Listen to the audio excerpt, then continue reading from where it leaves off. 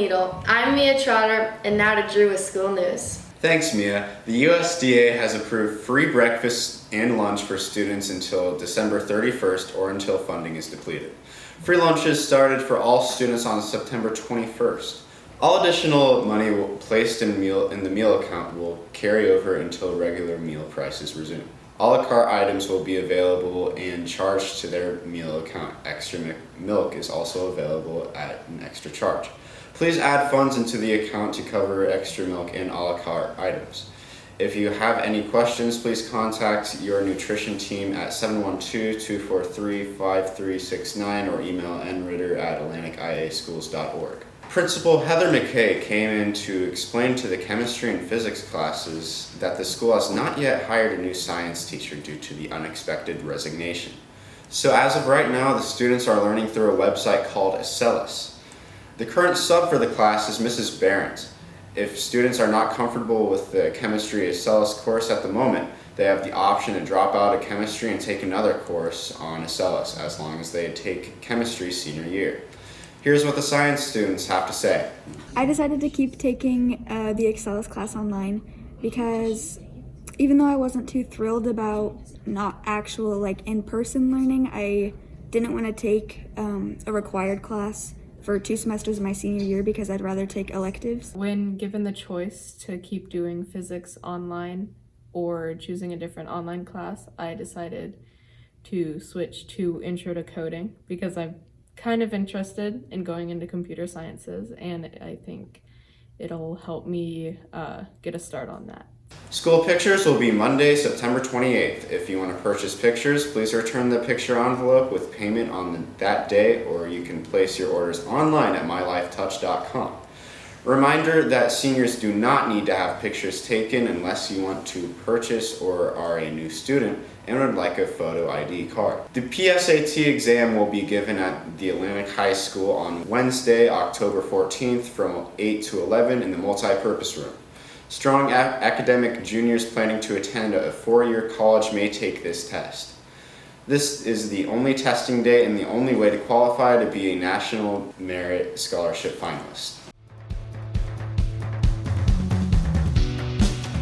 We have 35 new cases this week with a total of 161 cases that have been in Cass County so far. There have still only been 2 deaths. Right now we are at a positivity rate of 9.1%. Please stay 6 feet apart and mask up. Thanks, Andrew. In football, last Friday, the Trojans won 7-0. Grant Sturm had 4 interceptions. Well, obviously it was a hard-fought defensive battle, and offensively we had a lot of penalties, which kind of set us back, but overcame those and eventually scored in the 4th quarter. I had 4, and they all came in the 4th quarter, so that was kind of big because it was 0-0 game, and that sealed it. Corey Parrott scored the only touchdown of the game. The JV boys traveled to Norwalk and lost to the Warriors. Varsity will be competing at Des Moines Christian on Friday. On Saturday, the varsity volleyball girls played in Bondurant and finished the day 2-3 with wins over Nevada and Winterset. The JV and freshmen hosted a triangular on Monday.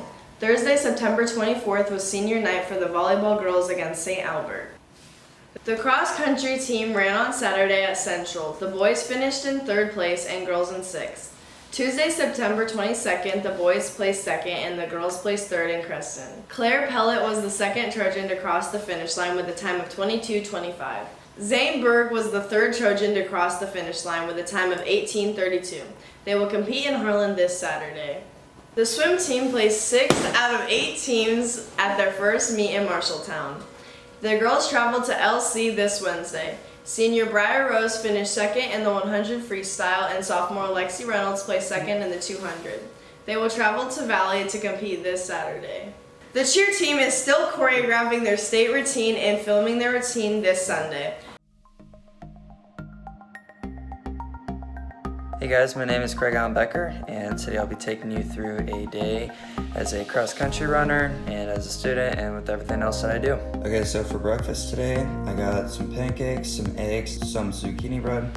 So this is good, just having some protein, a lot of carbs, and then a couple of fats as well to just have a good balanced breakfast to help me out for the day.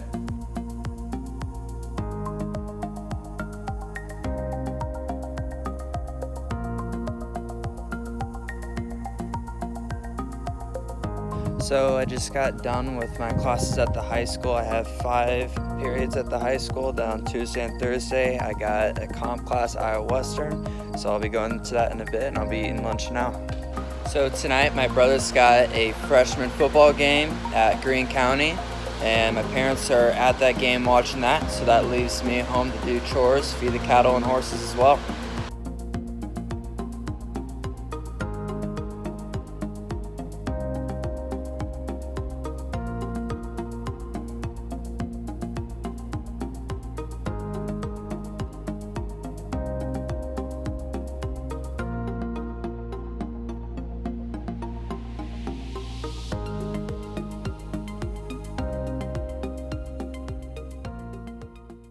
Thanks, Briar. Let's get started with this week's fine arts schedule. First off, the choir has been working on different choir and show choir songs. Specifically, they have been working on their concert song, Illusions of Life, and preparing for this year's fall show. The band is still working on different songs and preparing for their first home football game. The All-State auditioners are still practicing on their music. Band teacher Mr. Jared O'Donnell is hoping to soon switch to concert band music. The musical kids have been working on lines, and on Wednesdays they practice music. Here is sophomore Kai Anderson to talk about how musical is going. Well, I don't know about everybody, but we were majority memorized for Act 1. Now it's time for Drew and I to talk about the lunch menu. And now we have next week's lunch menu. On Monday we have the chicken patty. On Tuesday we have pork chop. On Wednesday we have the sloppy joe. On Thursday we have teriyaki chicken with rice. And on Friday we have French bread pizza. Thanks for watching this week's episode of Eye of the Needle. See you next week.